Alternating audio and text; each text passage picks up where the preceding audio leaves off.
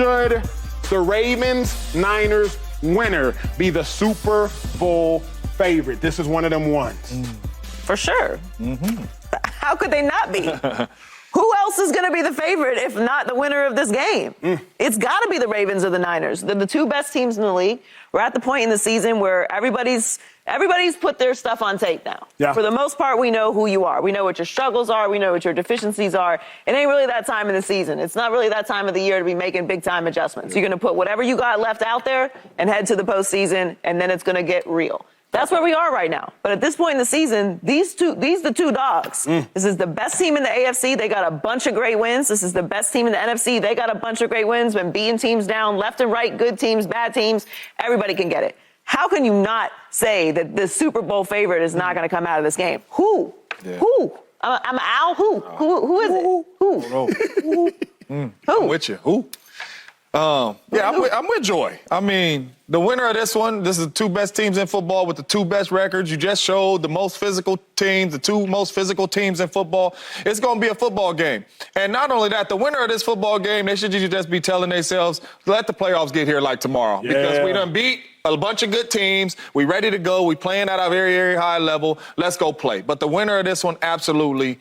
You can't tell me it's going to be a team in the NFC that's going to beat the Niners if they done destroyed the best teams in the NFC and now the best. James, very quickly, question for you, sir. Take me into the mindset. Yeah. You've told this story before. It's the gift-giving season. Please give this story back to our viewers. It's my favorite story that you tell.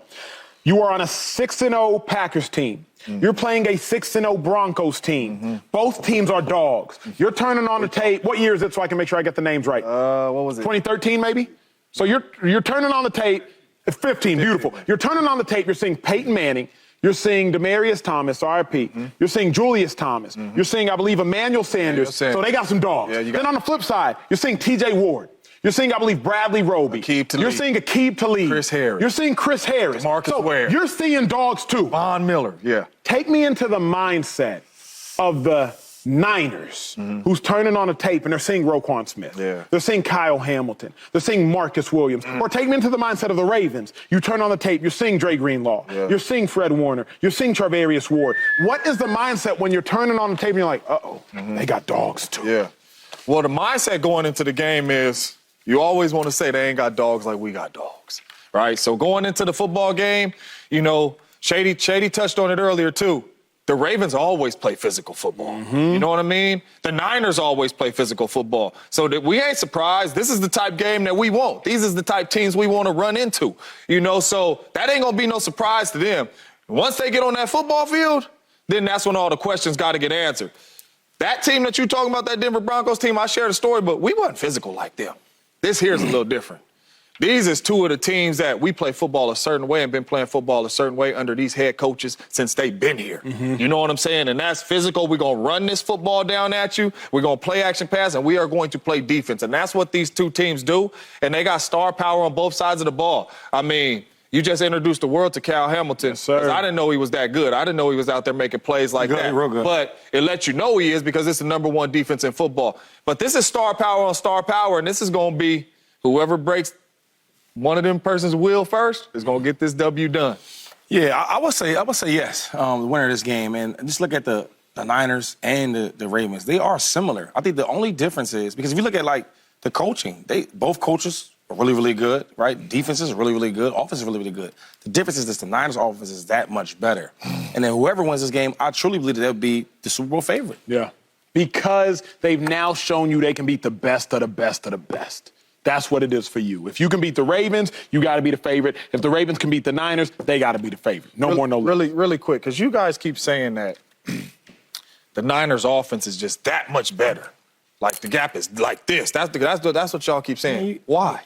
Because we watched the game. Yeah, Do you watch the game? I believe it is. Oh, because he's asking this question again. Let's answer it. Yes, I want to know the answer to When you watch, because you like to watch tape. Yeah. You tell me all the time. Me too. Yeah. You watch the tape, whose offense is more consistent and better? But you guys are saying, like, boom. I don't think it's bull. I have seen the Ravens beat down really good football teams and score 40-plus points. I agree. But I just think that with the Niners, like, I mean, from start to finish, they might punt here and there. they gonna get points. I just We gonna think get it's closer than what we try. Let me answer the why. And I'm curious of your why. I'm curious, like, you played the game for 12 years. You're going to be a Hall of Famer. I don't just want you to tell James and the rest of the world that. Give me the details. Because what I see, the reason my why is this, very, very simple. I believe that the Niners are much more experienced in their offense. I believe that the Ravens are the individual who buys a new car. You get into the car, you get into the new Tesla, and you don't read the manual. So you don't maximize all it is that the car has to offer. So though the car might be able to do a lot, you don't maximize all it has to offer because you're new to the manual. I believe the Niners, by nature of their players having been in the offense significantly longer, they understand all of the checks. Real quick, I want you to break that down to me. Like, do you mean like the offensive coordinator ain't like calling certain plays or something, and Kyle Shanahan dials up certain plays? What do you mean by that? I think maximizing the play. I'm watching the game last week, Baltimore Ravens. They face a six-man pressure. They get blitzed by this way. Lamar Jackson, he's stuck on Odell Beckham. He's stuck on his first read to the right. Zay Flowers is wide open. Yeah. Zay's wide open coming from the left, clapping. I'm here. Lamar Jackson doesn't realize, let me move off of Odell and get to Zay. Now, positive game. Quarterbacks that miss stuff like that. I'm not saying they're wrong. Positive gain. Lamar Jackson gained 17 yards. Positive play. But if you hit Zay, it goes for 25, goes for 30. I believe, based upon what I see from Brock Purdy, and it's probably because he's much more physically limited, I believe that Brock Purdy does a better job of maximizing this offense because he's more comfortable in it. Again, Purdy's been in his offense for 18 months. Lamar's been in his offense for 8 months. What I'm saying shouldn't surprise anybody. That's what I think. Okay, so another thing is, so when you watch both offenses play, like, okay, let's go to the Ravens first. When the Ravens have a slow momentum in offense, what were some of the reasons why? I was asking you. Well, I mean, it's some of the reasons that every offense has it. I mean, let's stick to the Ravens. Not converting on third down. Right. A lot of drops. Miscommunication with some of the wide receivers, right, and Lamar. But when I go to the Niners, when I look at when they had slow starts or stalls in the offense, what was that for? Injuries. Oh, injuries. I mean, I'm serious. Yeah. If we look at the 3 losses they had, like, a lot of guys weren't there. But when they were all there together, you seen what I seen. Yeah. They converting on third downs. Okay, and if I compare the offense, who has a better running game? With Lamar Jackson and the Ravens, who has a better running game? I mean, Christian McCaffrey playing good football right now, but you can't take Lamar Jackson out the question either, though, because he's a runner, too. I just asked one question. Go ahead. I would say the Niners. Who has a better passing game? I would say the Niners. You see what I'm saying? I understand what you're saying. And another thing is last part, because you just answered the question for you, me, and everybody else. But when you watch the way that Kyle Shanahan's call plays, whose coordinator's better? Well, he's an offensive coach. Whose coordinator is better? Kyle Shanahan. So let's just do like the tally marks, right? So check mark for better game plan and offensive coordinator. Boom, all that's good. Okay, better passing game. Check it. Better running game. Check it. So what I'm saying, like, when we arguing who has a better offense, is like, it's like, how? All that's good, and you could probably say that about every team in the National Football League that the Niners play against. All I'm saying is you guys are saying clearly. It is not clearly. Lamar Jackson blows people out, too. He done put up 45, 35, whatever on the road. And different explosive games happens different. All right, man. You guys are going off. Go ahead, Joy. The discrepancy isn't that we think that the Niners' offense is not good or not better than the Ravens. The Niners' offense is better than everyone's offense. Right. Wait, do you agree with that? Yeah. But you guys are saying it's like he's this. saying That's it's how a you guys big keep gap. coming like I think it is a gap, but I do think part of the reason why this game is so interesting, part of the reason of the conversation about are the Ravens being disrespected, and again, we're going to find out what if we're just all up here talking and they get to put it on tape and we find out. The Ravens have beat the most winning teams this year. They have the best record, 7-2 against winning teams. The Niners look like they just like strangle everybody. They beat the Texans 25-9. They beat the Browns 28-3. Those are beatdowns. Beat the Lions 38-6. We all watched that complete beatdown. They beat the Bengals 34-20. That's 14 points. And they beat the Jags 23-7. Okay, now let me chime in. Hold on. Go ahead. Now, I agree with all that. Now, here's what's interesting. You're saying better offense, and we're saying sizably better. Right. The Niners put up 42. Against the Eagles. Niners put up 42 against the Cowboys. Correct. Niners put up 34 against the Jags. I believe the highest number you said was 38-6, how the Ravens beat the Lions. So you're not going to go to the losses because of injuries? The 17? No, all I'm saying is this. If we're talking about offense being substantially better, I just gave you two 40-point games. Yeah, but you're talking about the difference between like 4 points. 4 points. So y'all's best was once. Right. Okay, but I'm not even arguing. Like the Niners' offense is better. Like they are better. There's a difference. There's a gap. Of course, you can look at the numbers. You can look at the passing yards. You can look at the performances. We all have eyeballs. Yeah. Brock Purdy has first. Yes, but all that being true, the Baltimore Ravens have the capacity to go out there and outplay them on offense. Yes. Okay. I won't say that. All right. Okay, so real quick. So you saying that, and I hear you. And I don't play the points games. I don't play that. So y'all do that. That's cool. You can get blown out tomorrow and then blow my. I don't care about that. Win the game. What I'm saying is when you watch the Ravens offense, what are their deficiencies? What do they lack? What are their weaknesses? We like a lot. I like a lot. Passing game is not as strong as the Niners. They don't look the same as the Niners. It's a different offense, though. So when I watch the Niners, let me ask you this. What are their weaknesses? What are their deficiencies? The Niners. The Niners have a really good offense. They can throw it long. They can throw it short. No, they don't have none. That's what they do.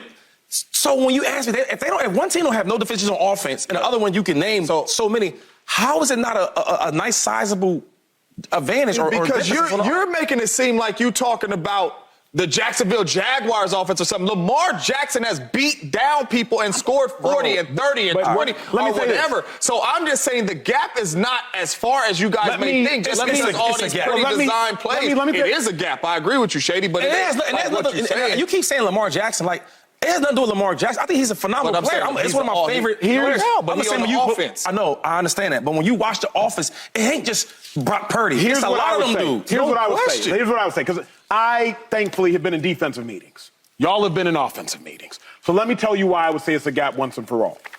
If you are playing the Ravens, you are going there, you're turning on the tape, and you have to stop one person. You are not scared of Odell Beckham at this stage in his career. You're not scared of Isaiah Likely. You're not scared of whoever they are putting at running back now that number 34, Shady, you know his name, has forgotten my name, starts with a K. He ain't even playing. Yeah. Now that he's hurt, you ain't got to be scared, but they're just playmakers. They are. You're making it sound like ain't a playmaker, Zay ain't a playmaker, here's what I'm saying. What I am saying is, as somebody who sat in defensive meeting rooms, they are playmakers. I believe every team has playmakers. You are not scared of them. In defensive meeting rooms, George Kittle, you better have a plan for him.